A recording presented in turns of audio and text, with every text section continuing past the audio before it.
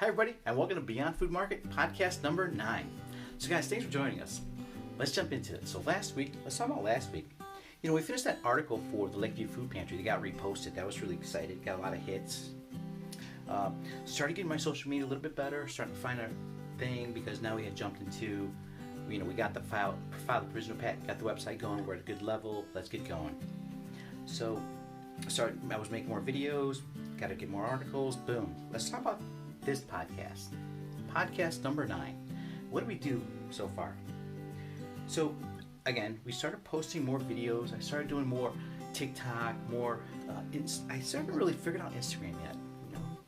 I put some photos up there, just like stuff I'm doing, and then I wanted to get more like I feel like sometimes like the videos I put up, I see some of these videos, some of these other people like making these great TikToks and like they're just like real deal, like real just like straight up talking. Like it's almost like I want to like right now how I'm talking on this YouTube channel. I think I need to transition that to all the other channels and kind of just be like my authentic self.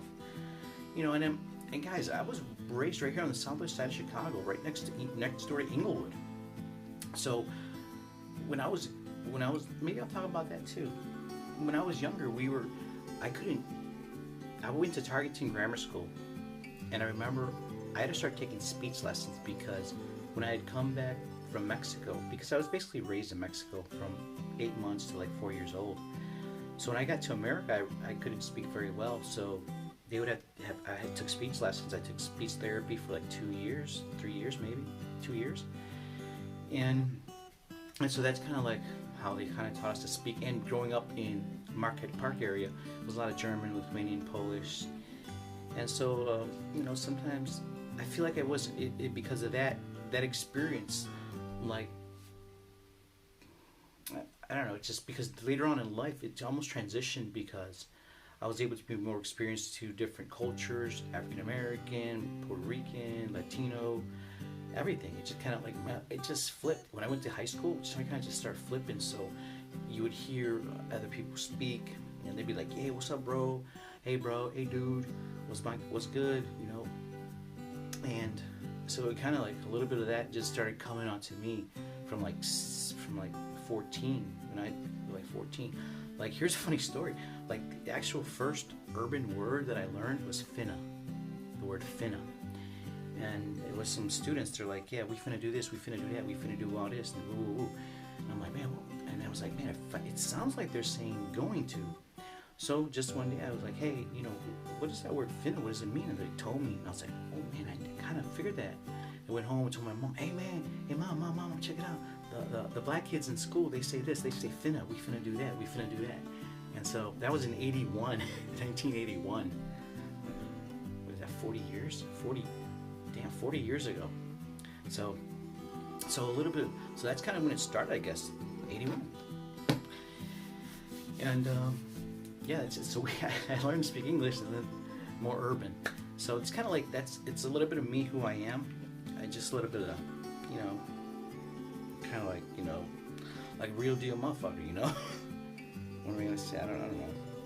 I'm not explaining what I'm trying to say.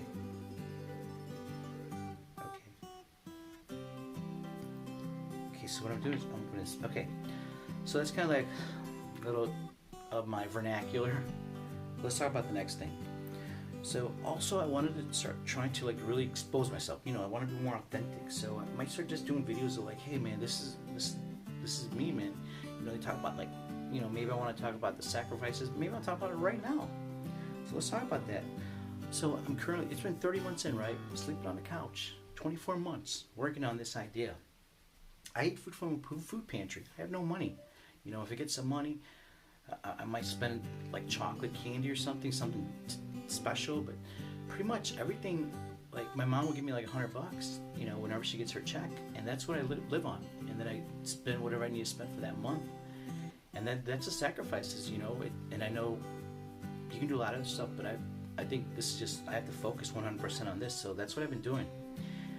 And I know how Gary's always like talking about, you gotta eat shit, and it's true, bro. That's literally what I'm doing, like, because I don't know, I just have this drive to try to execute on this. Like, I've got to try, and still the trying effort like to get to this part, I was like, okay, cool, we're here. But now I gotta take the next step. And that's where the trend and the social media trying to be more vulnerable and just be exposed and be like, you know, I shop at Salvation Army, bro.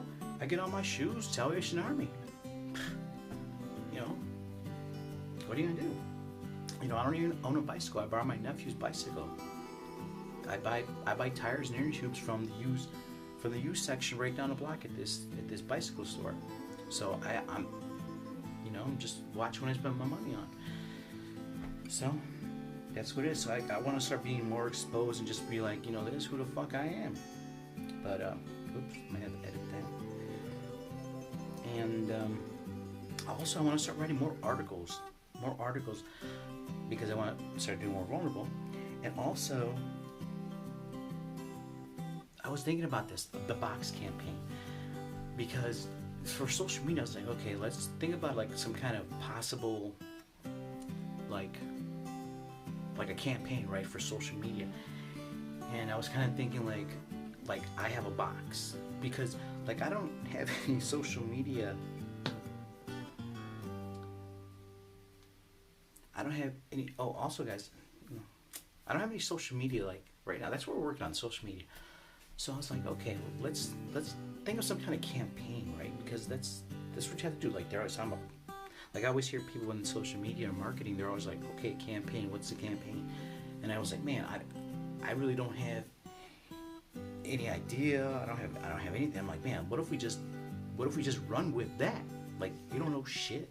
You don't have anything. Why don't we just draw like a box, like a box, but this box is gonna represent a super highly technical vending unit.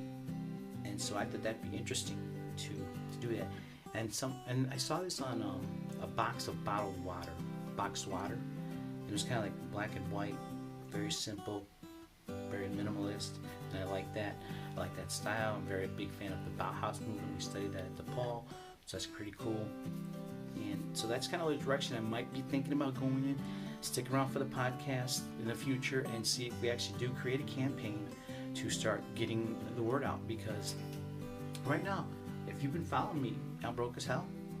All about $75,000 in debt, student loans, utilities, a whole bunch of stuff, tickets from parking. You know, so that's where we're at, and so that's what we're gonna be doing. Just trying to be more exposed, be real, and just see where it goes. Because this is just an execution part now. You know, like I'm literally just listening to Gary, like guys. Like literally, he's like telling me what to do. He's like, okay, document, don't create. Expose yourself, Eminem style. And that's what we're doing. So the next step, we'll see. We gotta listen to Gary more. All right, guys, that's it for the podcast today.